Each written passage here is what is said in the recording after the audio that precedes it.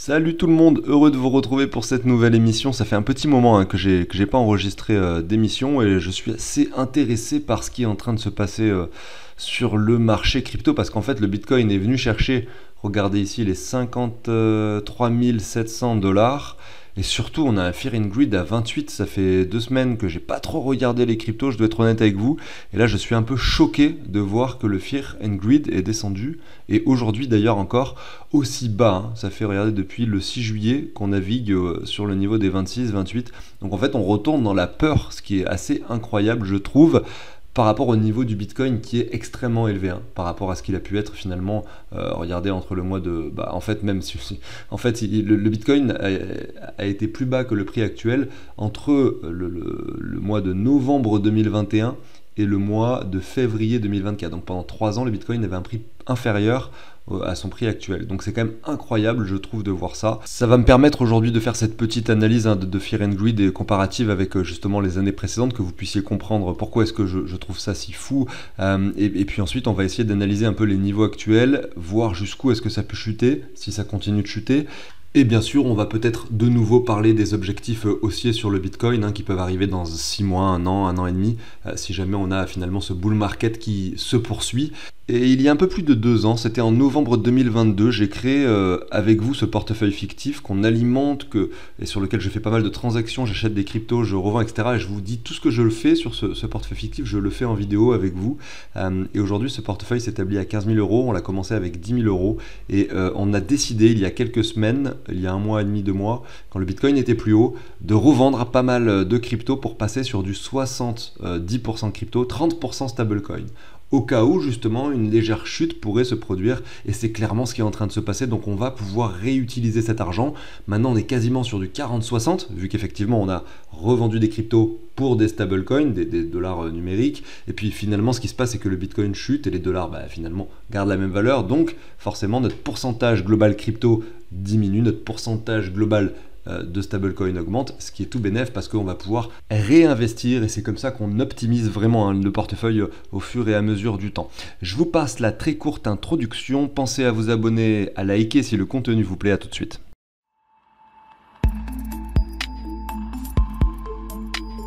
Allez, on est parti. 2 choses avant de débuter. On a un groupe Telegram privé sur lequel on partage des pépites, enfin des cryptos qui semblent vraiment intéressantes pour ce bull run.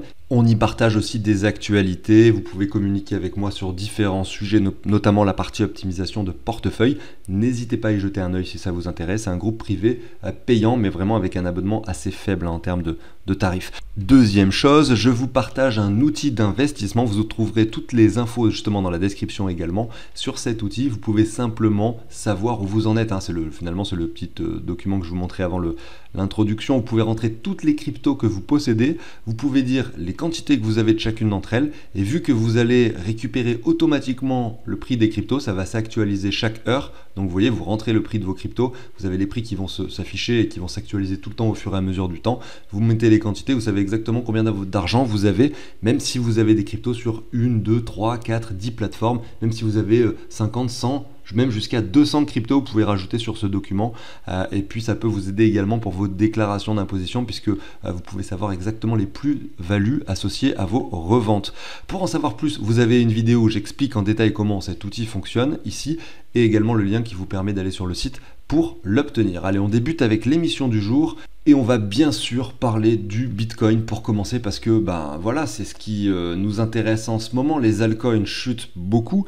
Les personnes qui ont gardé pas mal d'altcoins sur leur portefeuille, finalement, alors je regarde la date, ces 2 dernières années, évidemment, auraient mieux fait de garder du Bitcoin, puisque la plupart des altcoins ont chuté par rapport au Bitcoin ces 2 dernières années.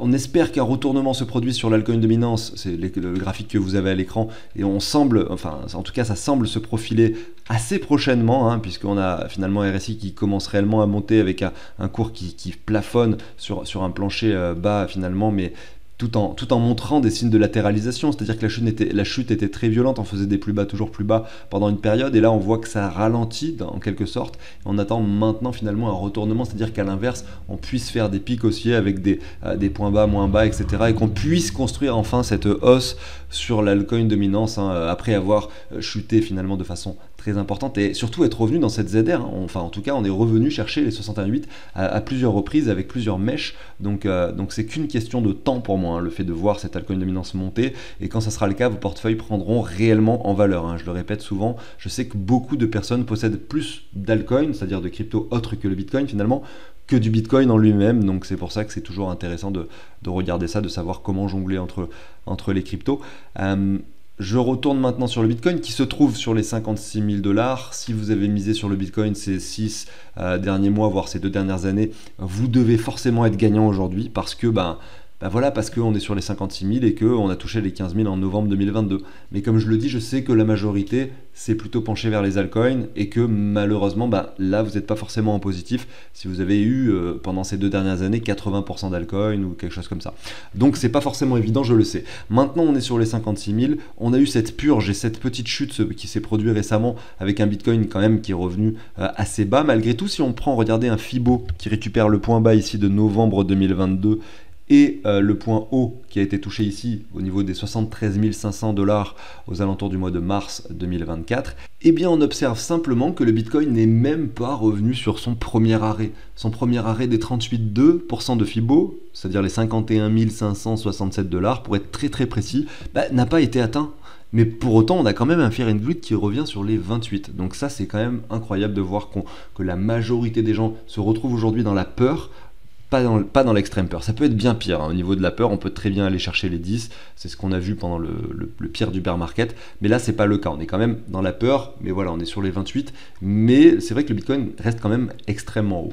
Maintenant, ce qui est intéressant de voir, j'ai fait ce travail tout à l'heure, hein. Si je mets le Fibo ici aux alentours du coup du point bas, juste avant qu'on ait cette réelle phase haussière qui s'opère avec une hausse très importante du Bitcoin, hein, qu'on récupère simplement cet espace temps finalement, hein, et qu'on ne regarde pas le passé, on voit qu'on revient sur les 38,2. Donc c'est peut-être pour ça qu'on vient chercher ce point de support sur les niveaux actuels. Mais ce qui est intéressant de voir, c'est que le point qui a été touché en tant que support ne représente pas grand-chose en soi.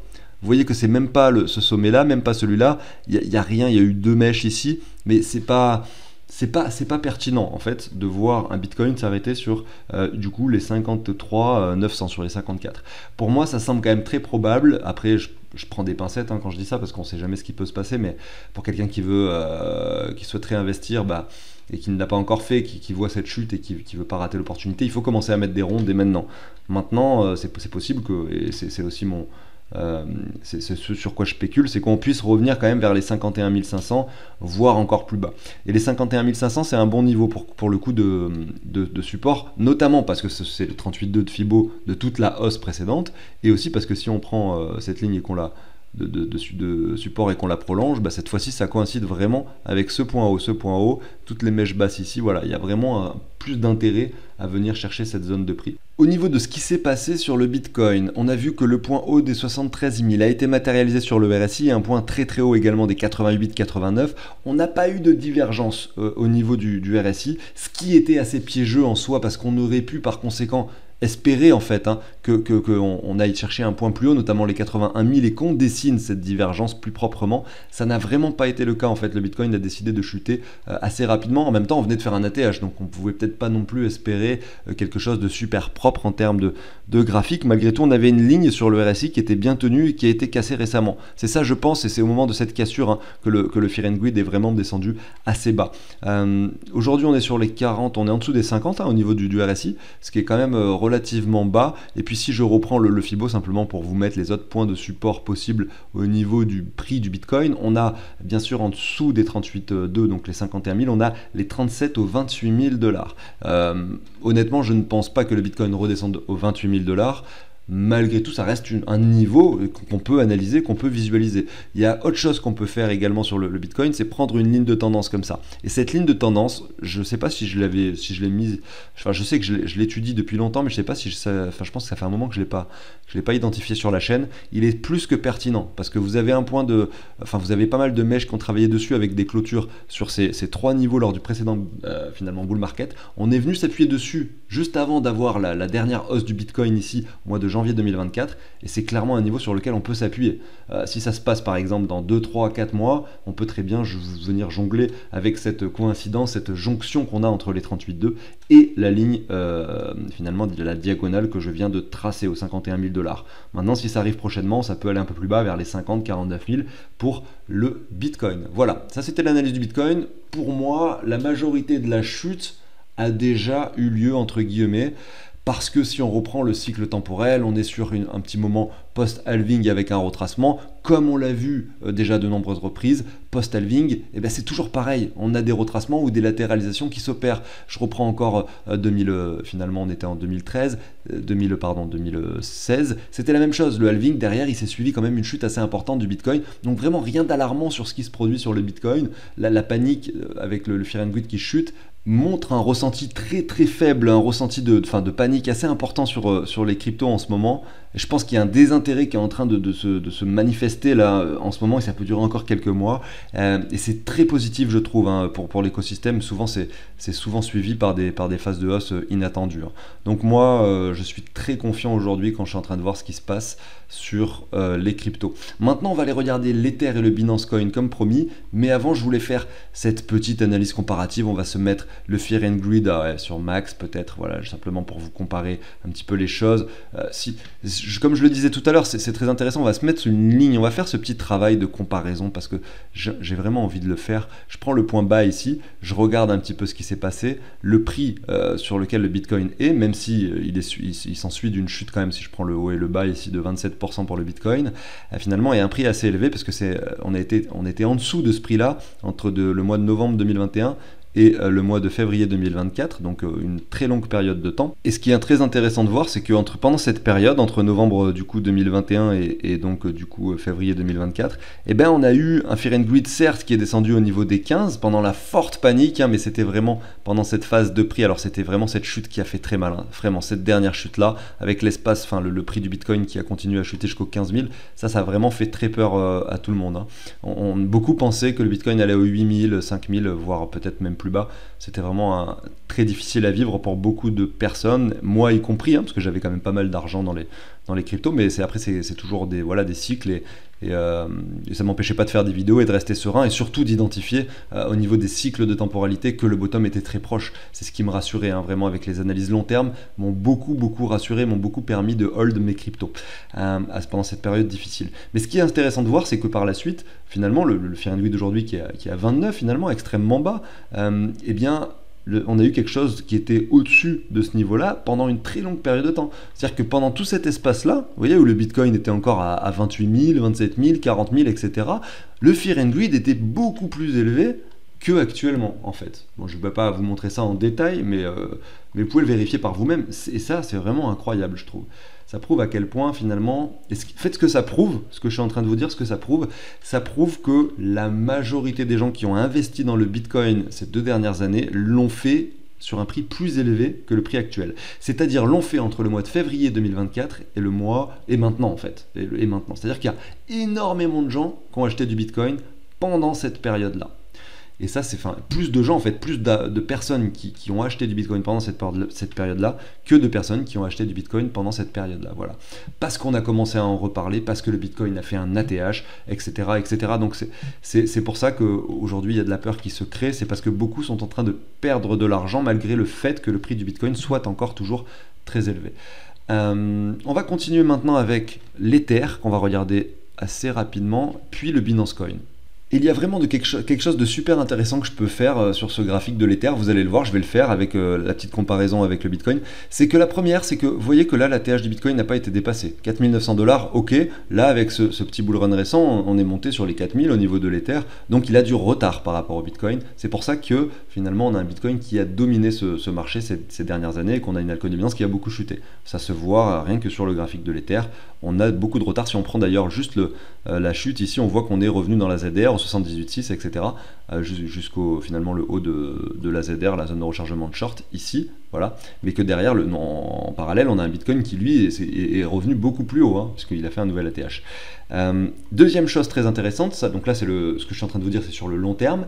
Maintenant on va passer sur du court terme. La deuxième chose intéressante, c'est de voir ça. Je vais essayer de mettre carrément les deux graphiques côte à côte, hein, voilà, pour vous montrer ça. Sur le court terme, par contre, eh ben, c'est l'inverse qu'on est en train de voir. C'est pour ça que c'est très positif pour peut-être une alt season, parce que si on regarde maintenant juste les dernières semaines, donc là on était au mois de...